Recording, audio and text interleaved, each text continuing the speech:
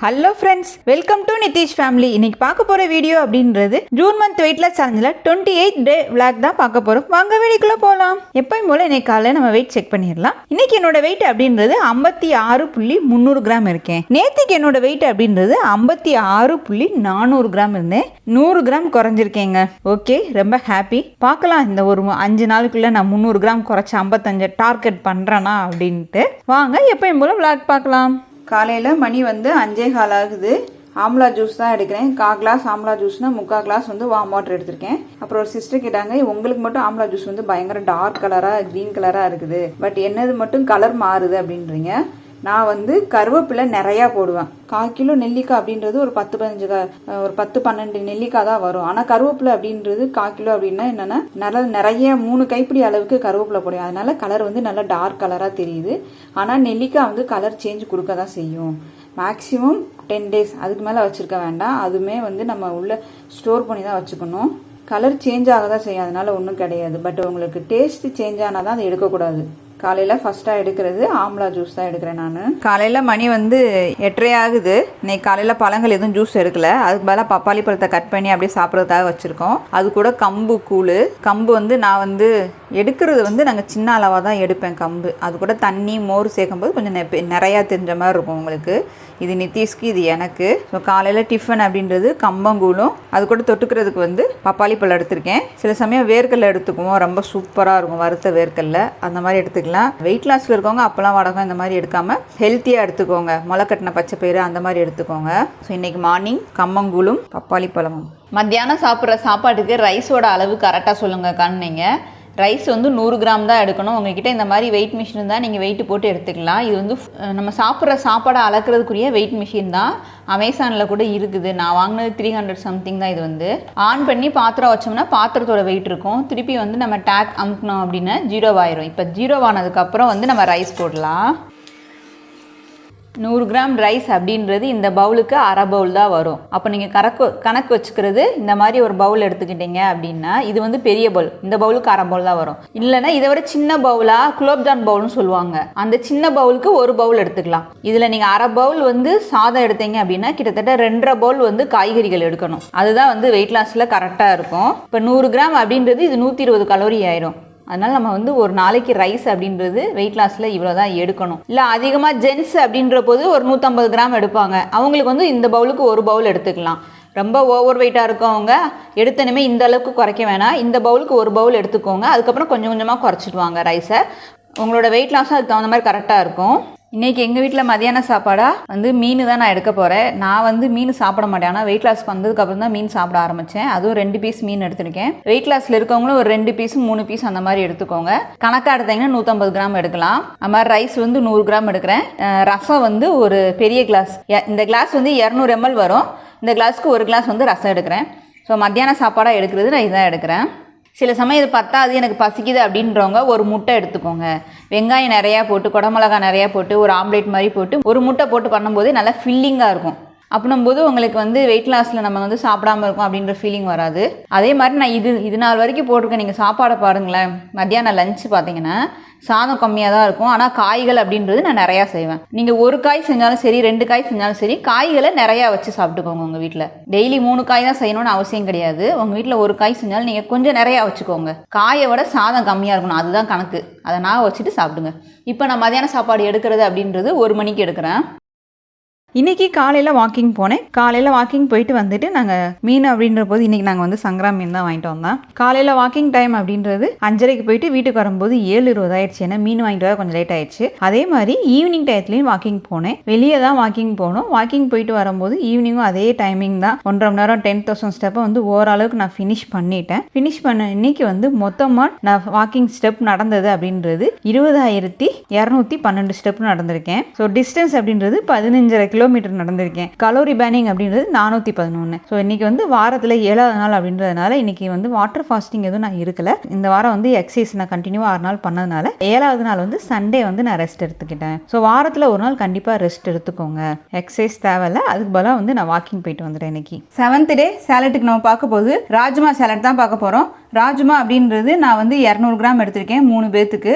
ஒரு ஆளுக்கு எடுக்கணும் அப்படின்னா நீங்கள் வந்து 1:25 கவுண்டிங்கில் நான் எடுங்கன்னு சொன்னேன். அப்படி எனக்கு பத்தலை அப்படின்றவங்க 50 கவுண்டிங்கில் எடுத்துக்கலாம். அப்படி இல்லைன்னா உங்கள் கைப்பிடிக்கு ஒரு கைப்பிடி அளவு பருப்பு எடுக்கணும். அது எங்களுக்கு பத்தலைக்கா ராத்திரிக்கு சாப்பாடுக்கே அப்படின்றவங்க 50 கிராம் இருக்கிற அளவுக்கு நீங்கள் எடுத்துக்கலாம். குக்கும்பர் சின்ன குக்கும்பராக ஒரு குக்கும்பர் எடுத்திருக்கேன். கேரட் திருவன கேரட் 1, புதினா கொத்தமல்லி கொஞ்சமாக எடுத்திருக்கேன். அதுக்கப்புறம் வேர்க்கடலை வந்து நான் 3 பேத்துக்கு வந்து 2 கைப்பிடி அளவுக்கு எடுத்துக்கிறேன். ஸோ இப்போ எல்லாத்தையும் இது மிக்ஸ் பண்ணிடலாம். இன்றைக்கி வெங்காயம் தக்காளி நான் எடுக்கலை. ஸோ ராஜ்மாவுக்கு அந்த அளவுக்கு அது மேட்ச் ஆகாது. ஒரு சிலர் வந்து மொச்சை இந்த ரெட் பீன்ஸ்லாம் எடுக்கும்போது கேஸ்ட்ரிக் ஃபார்ம் ஆகுதுன்றீங்க. அப்போ என்ன பண்ணுங்க, இதுலேயே வந்து இந்த இப்போ நான் எப்படி கேரட்டை திருகியிருக்கேன் அதே மாதிரி இஞ்சியை வந்து நீங்கள் திருகி போடலாம். திருகுன இஞ்சியை யூஸ் பண்ணீங்கன்னா அந்த கேஸ்ட்ரிக் ஃபார்ம் ஆகாது. அதுக்கு தான் மேலே வந்து லைட்டாக கொஞ்சம் எலுமிச்சம் சாறும் புளிஞ்சிக்கலாம். அதெல்லாம் வந்து கேஸ்ட்ரிக் ஃபார்ம் பண்ண விடாது.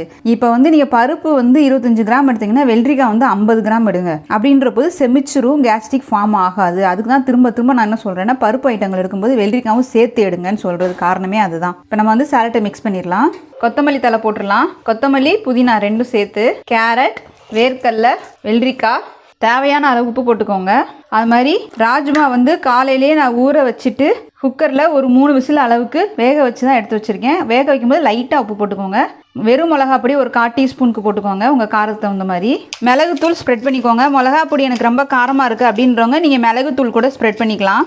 இப்போ இதை நல்லா மிக்ஸ் பண்ணிக்கோங்க. ராஜ்மா சாலட் ரெடி ஆயிடுச்சு. ஒரு ஆளுக்கு அப்படின்போது நீங்கள் வெயிட் மிஷின் வச்சுருந்தீங்கன்னா அளந்து பார்த்து எடுத்துக்கோங்க. மொத்தமாக சேர்க்கும்போது 350 கிராம் எடுத்துக்கலாம். அதுக்கு மேலே எடுக்கக்கூடாது வெயிட்டாக எடுக்கும்போது. அப்படி இல்லைன்னா பருப்பு வந்து 50 கிராமும், வெள்ளரிக்காய் வந்து ஒரு பெரிய வெள்ளரிக்காயாக ஒரு வெள்ளரிக்காய் எடுத்துக்கோங்க. நல்லா ஃபில்லிங்காக இருக்கும் உங்களுக்கு. நான் கம்மியாக சாப்பிட்டேன் அப்படின்றது இருக்காது. ஸோ 7th டே சாலட்டாக எடுக்கிறது ராஜ்மா சாலட் தான் நான் எடுக்க போகிறேன். சப்ஸ்கிரைபரோட டவுட்டு வந்து என்னன்னா, நான் டெய்லி 10,000 ஸ்டெப் நடக்கிறேன், 1000 கலோரி 1200 கலோரி சாப்பிட்றேன், அப்படி இருந்துமே எனக்கு வெயிட் லாஸ் நடக்கல, ஏன்னு தெரியல சிஸ்டர், டெய்லி எக்ஸசைஸ் பண்றேன் அப்படின்றீங்க. என்னன்னா ஒரே விஷயத்தை கண்டினியூவா 30 நாள் பண்றீங்க பாத்தீங்களா. ஃபர்ஸ்ட் 1 வீக்குக்கு தான் ரிசல்ட் இருக்கும். அடுத்த வீக்குக்கு வந்து ரிசல்ட் இருக்காது. ஏன்னா நம்ம மசில்ஸ்க்கு வந்து ரெஸ்ட் வேணும். அதுக்கப்புறம் நம்ம பண்றது வந்து மாற்றி மாற்றி பண்ணணும். சேம் ஒரே பண்ணும்போது அந்த ஸ்பீடும் ஒரே மாதிரி தான் இருக்கும். டெய்லி 10,000 ஸ்டெப்பே நடக்காதீங்க. ஒரு நாள் வாக்கிங் போனீங்களா, ஒரு நாள் எக்ஸசைஸை ஹெவிப்படுத்துங்க. ஒரு நாள் வந்து எனக்கு டைம் இருக்குது, நான் ரொம்ப அன்னைக்கு பிஸ்கா ஃபீல் பண்ணுறேன் அப்படின்றவங்க நல்லா 1 மணி நேரம் 2 மணி நேரம் எக்ஸசைஸ் பண்ணுங்க. 1000 கலோரி பேன் பண்ணுங்க. மறுநாள் என்ன பண்ணுங்க, ஒரு 500 கலோரி 300 கலோரி பேன் பண்ணுற அளவுக்கு எக்ஸசைஸ் பண்ணுங்க. ஃபுட்டு அப்படிதான். ஃபுட்டு வந்து 90 கிலோ இருக்கும்போது 1200 கலோரி எடுக்கிறீங்க. 80 கிலோ வந்தும் அதே 1200 கலோரி தான் எடுக்கிறீங்க. பட் என்னன்னா நம்ம கலோரியை சேஞ்ச் பண்ணிக்கிட்டே இருக்கணும். ஒவ்வொரு வீக்கும் நீங்கள் கலோரியை சேஞ்ச் பண்ணுங்க. ஒரு வாரம் 1200 எடுத்தீங்கன்னா ஒரு வாரம் 1100 எடுங்க, ஒரு வாரம் 1000 எடுங்க. அந்த மாதிரி 1000க்கு கீழே தயவுசெய்து கம்மியாக எடுத்துடாதீங்க. நம்மளுக்கு எனர்ஜி இருக்காது, நம்ம ரொம்ப லோவாயிருவோம், ஃபேஸ்லேருந்து எல்லாமே டல் அடிச்சு. இந்த 800 600 அந்த மாதிரி கலோரியை எடுக்காதீங்க. என்னோட பாடிக்கே வந்து எக்ஸசைஸ் பண்ணாமல் வெயிட் லாஸ் பண்ணேன் அப்படின்னா 1000லேருந்து 1200 கலோரி எடுத்துக்கலாம். எக்ஸசைஸ் பண்ணும்போது நான் வந்து 1400 கலோரி வரைக்கும் எடுத்துக்கலாம் வெயிட் லாஸ்லேயேவும். அப்படின்ற போது நீங்கள் ரொம்ப குறைச்சிங்க அப்படின்னா நம்ம ரொம்ப வீக் ஆகிடும், ஃபேஸ் டல் ஆகிறது காரணமே அதுதான் மெயின் ரீசனேவும். அதனால ஒவ்வொரு வீக்கும் கலோரியை சேஞ்ச் பண்ணி உங்கள் ஆக்டிவிட்டியை சேஞ்ச் பண்ணுங்கள். ஒவ்வொரு வாரமும் எடுத்தனுமே 1.5 மணி நேரம் எக்ஸசைஸ் பண்ணாங்க, எடுத்தனுமே 10,000 ஸ்டெப்பும் வாக்கிங்கும் போகாதீங்க. கொஞ்சம் கொஞ்சமாக இன்க்ரீஸ் பண்ணிக்கிட்டே போங்க. அப்போனா அதான் ரிசல்ட்டுன்றது உங்களுக்கு கண்டினியூவாக வந்துக்கிட்டே இருக்கும். அடுத்து அதிகமாக 2வது கேட்ட கொஸ்டின், அக்கா சீட்டிங் டே இல்லையா அப்படின்னு கேட்குறீங்க. கண்டிப்பாக உண்டு. பட் என்னென்னா இப்போ வீக் டேஸ் வருது 1ஆம் தேதி 2ஆம் தேதி, அதனால வந்து அப்போ வந்து எக்ஸசைஸ் வீடியோலாம் போட்டு அடுத்த மாதம் டயட் சார்ட்ஸ் வந்து நீங்கள் திறந்துக்கிட்டே வாங்க. நான் சண்டே வந்து டயட் சார்ட்டோட எக்ஸசைஸோட அந்தந்த மந்த்துக்குரிய எக்ஸசைஸ் வீடியோலாம் கரெக்டாக வந்துடும்.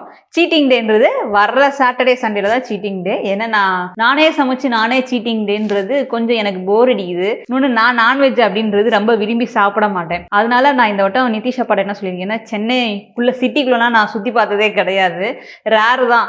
அதனால என்னை சென்னைக்குள்ளே கூட்டி போங்க, நான் ஒரு 4-5 ஹோட்டல் தேர்ந்தெடுத்து வச்சிருக்கேன். அது ரொம்ப சின்ன ஹோட்டலாக இருக்கும், ரொம்ப பெரிய ஹோட்டலாக இருக்குமான்னு தெரியாது. அதுக்கெல்லாம் என்னை நிதிஷ் அப்பா கூட்டு போகிறாங்கன்னா அதுதான் சீட்டிங் டே. இந்த வட்டம் சீட்டிங் டே அப்படின்றது கொஞ்சம் டிஃப்ரெண்ட்டாக இருக்கும். நானும் ரொம்ப ஆசையாக எதிர்பார்த்து இருக்கிறேன்.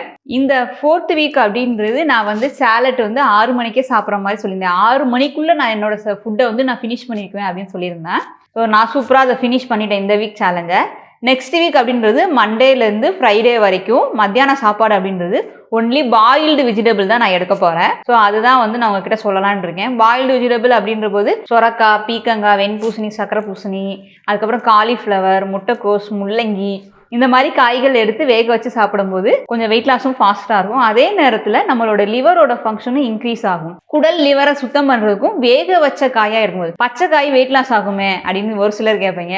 சில சமயம் பச்சை காய் சாப்பிட முடியாது. இருந்தாலும் ஸ்டீமில் வேக வச்ச காயை சாப்பிட்டு பாருங்களேன், வெயிட் லாஸ் இன்னும் ஃபாஸ்ட்டாக இருக்கும் உங்களுக்கு. ஸோ நான் உங்களுக்கு ட்ரை பண்ணி காமிக்கிறேன். அடுத்து வர வாரங்களுக்கு ஸ்டீமில் வேக வச்ச காய் தான் வந்து நம்மளுக்கு சேலஞ்ச். அது 5 days தாங்க, அதுக்கு மேலே நம்மளால சாப்பிட முடியாது தான், கொஞ்சம் கஷ்டமாக தான் இருக்கும். ஸோ நெக்ஸ்ட் வீக் சேலஞ்சுக்கு ரெடி ஆகுங்க. அதே மாதிரி next week seating டேக்கும் ready ஆகிக்கோங்க.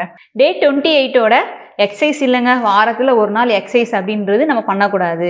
Rest எடுத்துக்கோங்க. உங்கள் மசில்ஸுக்கும் சரி உங்கள் ஸ்கின்னுக்கும் கண்டிப்பாக ரெஸ்ட் வேணும். அப்போனா தான் அதோட செயலை வந்து அது கரெக்டாக செய்கிறதுக்கு கண்டிப்பாக நம்மளுக்கு ரெஸ்ட்டு கொடுத்து தான் ஆகணும். அதனால இன்றைக்கி நான் எக்ஸசைஸ் யோகா பண்ணல. ஆனால் வந்து காலையிலையும் சரி ஈவினிங் சரி 10,000 20,000 வாக்கிங்கை சூப்பராக நான் ஃபினிஷ் பண்ணிட்டேன். இன்றைக்கி டேவோட டயட் அண்ட் வாக்கிங் அப்படின்றத நான் சூப்பராக ஃபினிஷ் பண்ணிட்டேன். நீங்களும் ஃபினிஷ் பண்ணிப்பீங்க அப்படின்னு நினைக்கிறேன். நாளைக்கு மீண்டும் ஒரு விளாகை சந்திக்கலாம்.